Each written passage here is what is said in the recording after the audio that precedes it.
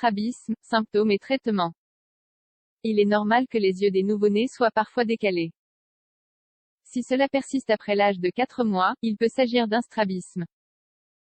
Un diagnostic précoce améliore considérablement le pronostic. Le strabisme est un problème oculaire qui apparaît généralement dans l'enfance et qui a un excellent pronostic de guérison s'il est diagnostiqué et traité avant l'âge de 4 ans. Il consiste en un désalignement dans la mise au point des yeux. Souvent, ce problème est facilement détectable, mais il nécessite parfois un diagnostic spécialisé. Dans les cas les plus graves, il génère un impact esthétique important, en plus de problèmes de vision. La plasticité cérébrale influence de manière décisive le développement de la vision. Avant l'âge de 4 ans, il y a plus de plasticité dans le cerveau qu'à tout autre âge. D'où l'importance de détecter tôt le strabisme pour obtenir une correction complète. Qu'est-ce que le strabisme? Le strabisme est une altération de l'alignement des yeux lors de la mise au point. Cela entraîne la perte de parallélisme, c'est-à-dire la perte de la possibilité que les deux yeux se dirigent dans la même direction lorsqu'ils se concentrent sur un objet. Souvent, le strabisme apparaît au moment de la naissance ou peu après. Cela est dû à une déficience dans le fonctionnement des muscles oculaires. Ceux-ci ne parviennent pas à maintenir un équilibre et, par conséquent, cela génère un manque de coordination dans les yeux.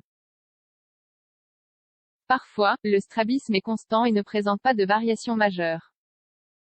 D'autres fois, il apparaît par intermittence, lorsque le patient est fatigué, nerveux ou malade. Aussi, quand il est situé à une certaine distance de l'objet sur lequel il veut faire la mise au point. Dans presque tous les cas, l'un des yeux a une plus grande acuité visuelle et peut pointer vers l'avant. L'autre a moins d'acuité et se situe dans une position non parallèle. En fonction de leur écart, plusieurs types de strabisme ont été définis. Type de strabisme. En général, quand l'œil entre ou sort, on parle de strabisme horizontal. Lorsqu'il va de haut en bas, il est alors plutôt question de strabisme vertical. Il existe essentiellement 4 types de strabisme, en fonction de l'angle de déviation des yeux, en particulier de l'œil non dominant. Ces types sont: ésotropie, cela se produit lorsque les deux yeux sont tournés vers l'intérieur.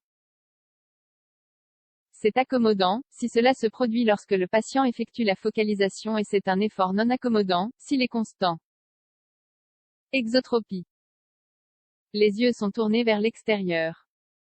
Habituellement, ce type de strabisme apparaît tardivement. L'hypotropie. Elle n'affecte généralement qu'un seul œil dirigé vers le bas. Hypertropie. Quand un ou les deux yeux sont dirigés vers le haut. Symptômes de la maladie. En principe, il n'est pas considéré anormal qu'un nouveau-né ait parfois un désalignement des yeux. Malgré cela, à 3 ou 4 mois, l'enfant doit déjà être capable de se concentrer sur les objets qu'il regarde avec des yeux parfaitement alignés. Les symptômes habituels du strabisme sont les suivants. Les yeux ne suivent pas la même direction après l'âge de 4 mois. Les deux yeux se concentrent sur le même point mais ne semblent pas aligner correctement. Une vision double chez les adultes. Dans le cas du strabisme bénin, il est possible que l'enfant ne ferme qu'un œil lorsqu'il y a du soleil. Il est également possible qu'il incline la tête pour soutenir le regard ou qu'il ait des problèmes de performance scolaire en raison de leur vision. Entre 30% et 35% des personnes atteintes de strabisme perdent la vue dans les yeux non dominants. C'est ce qu'on appelle l'amblyopie, ou œil paresseux. Lorsque le strabisme survient à l'âge adulte, il est habituel que le patient voie double. Traitement disponible. Les traitements du strabisme ont pour objectif d'éviter que l'œil non dominant ne perde de l'acuité visuelle et que les deux yeux obtiennent le meilleur alignement possible. Ils sont orientés de manière à renforcer les muscles oculaires afin que la déviation soit modérée ou qu'elle disparaisse. Il est habituel de recommander l'utilisation de lunettes et des exercices oculaires pour renforcer le muscle.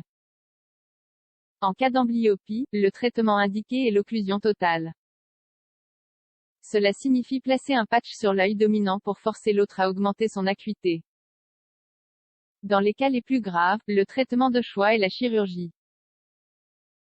Elle permet d'affaiblir certains muscles et d'en renforcer d'autres, de modifier leur insertion ou de raccourcir l'un d'entre eux pour obtenir une approche alignée. Souvent, plusieurs interventions chirurgicales sont nécessaires. Parfois, on corrige également le strabisme par l'injection d'une substance appelée toxine botulique. Cela donne lieu à une relaxation musculaire qui permet aux yeux de s'aligner correctement dans certains cas.